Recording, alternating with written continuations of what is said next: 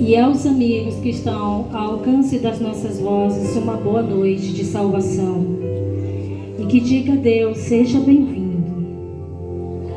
Para começar, vamos ler em Tessalonicenses, capítulo 5, e versículo 18.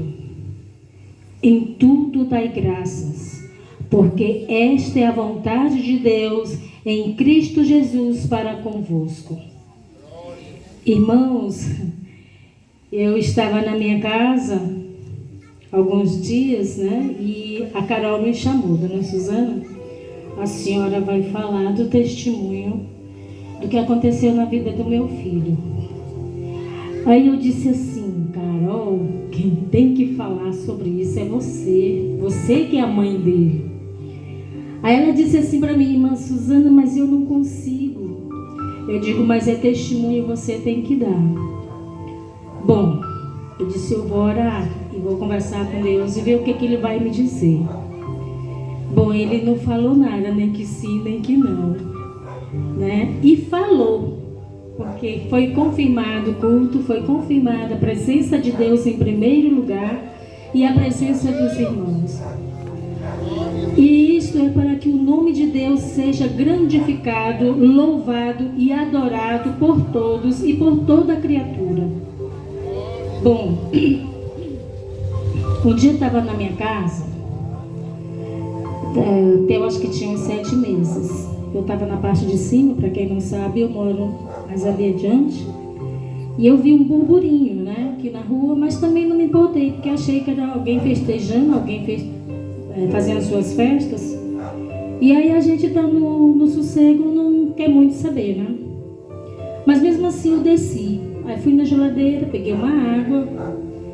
Aí quando de repente chegou alguém no meu portão, mas com tanta força, é minha comadre Rosa, ela mora bem aqui nessa rua. Aqui.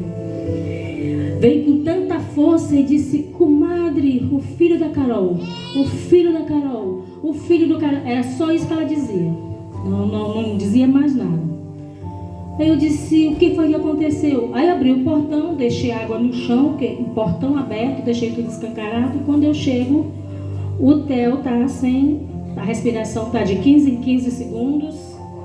E os batimentos cardíacos finos, que a gente, né, quase sem nada.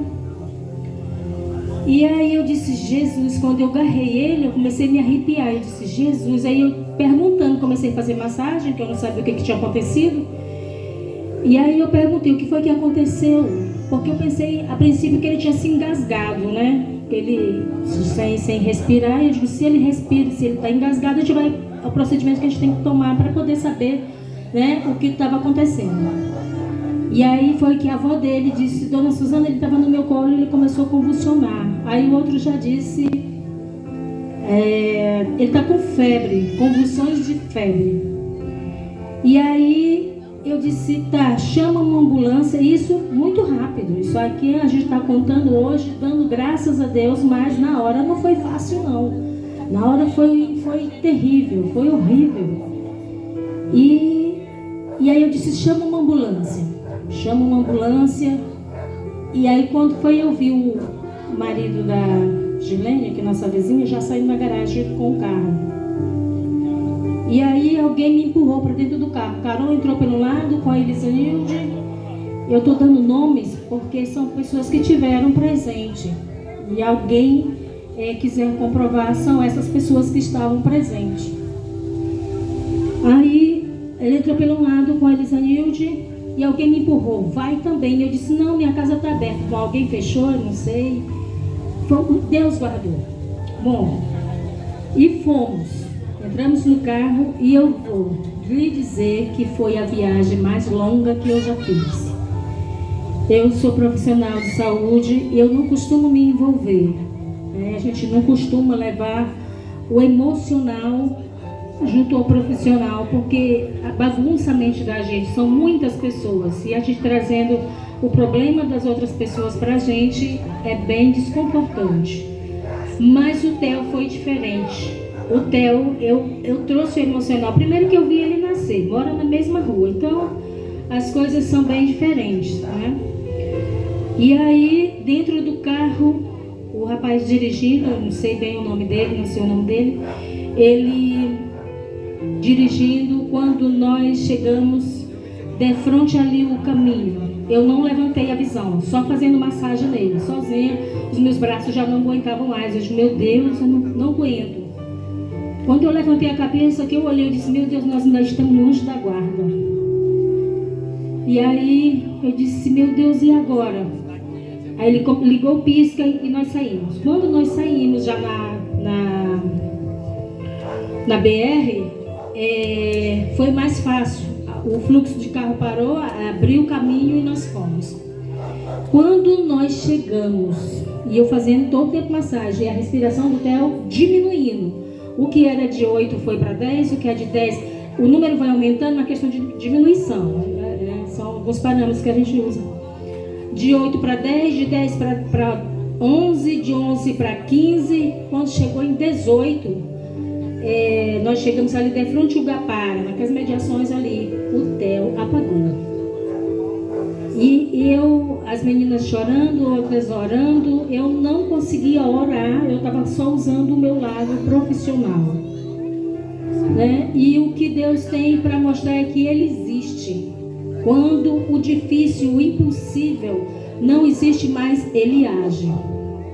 Quando nós chegamos ali de frente ao Gapara, que eu olho para o Theo, eu virei ele, porque eu estava fazendo a massagem e ele de lado, massagem de lado, para ele não engasgar, vários procedimentos que a gente usa para preservar a vida da pessoa, da criança.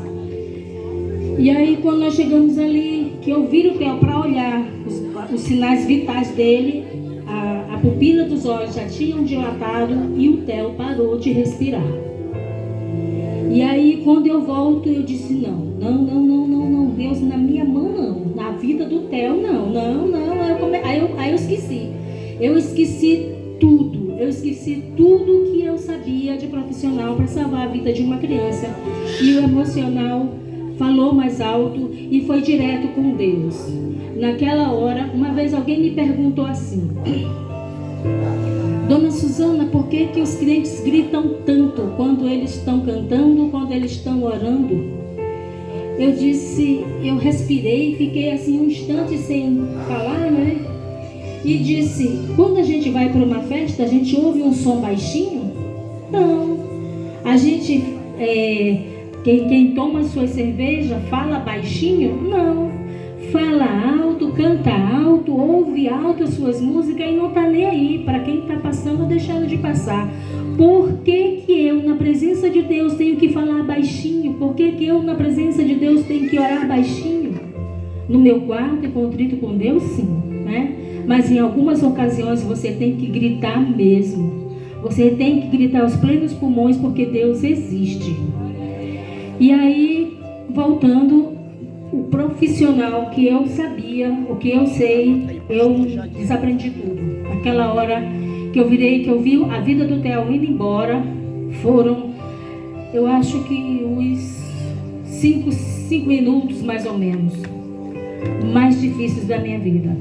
Porque ele não voltava. Eu fazia massagem, ele não voltava. Os batimentos cardíacos, a respiração, não voltava, não tinha como. Ele parou. E aí nessa hora eu coloquei os meus joelhos no chão dentro do carro. Eu não sei como eu consegui, porque o carro estava em movimento e a gente perde o equilíbrio quando não está se segurando, ainda mais segurando alguém ou algo nas mãos. E aí eu coloquei os meus joelhos no chão, dentro do carro. E a Carol se abraçava a Elisanilde e dizia assim, ele morreu. E eu dizia, não. E na massagem eu gritei aos plenos pulmões, mas eu gritei com tudo que eu tinha no pulmão. E disse, meu Deus, tu não vai deixar o Theo morrer aqui. Eu vou entregar ele para a mãe dele com vida e saúde. Porque tu existe, o teu nome vai ser glorificado naquela rua, naquelas famílias.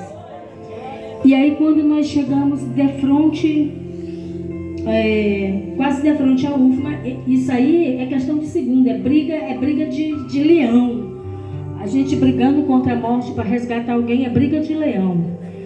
E aí Quando chegamos de frente à UFMA, aquela voz dizia assim: sopra no nariz dele. Eu disse: Jesus, essa manobra não se faz mais. Ela foi extinta desde 2019, não se faz mais. Eu estou mandando, faz agora. Eu disse: como? E ouvindo Carol, com ele praticamente falecido nos meus braços e com Deus no meu ouvido, faz.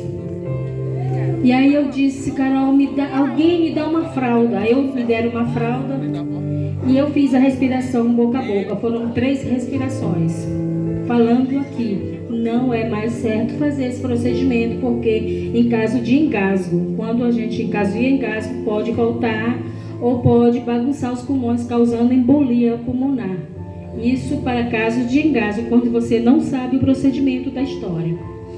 E água, em caso de afogamento, também não se faz isso, porque se a água estiver em direção aos pulmões, ela vai para dentro do pulmão e não vai para o estômago.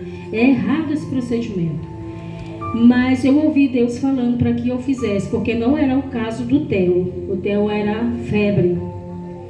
E aí eu fiz. Quando eu fiz pela 3ª vez, ele voltou. Ele tossiu. Mas foi uma tosse que não é aquela tosse forte, foi só aquela tosse de vida, aquela tosse de voltar para a vida. E naquela hora eu voltei e disse: Jesus, muito obrigado. Jesus, muito obrigado. E eu comecei a dizer: chora, Theo, chora, Theo, chora, Theo, que eu quero ouvir tu chorando. Quando ele deu a volta para entrar no UPA, o Theo estava bonzinho. E pasme, praticamente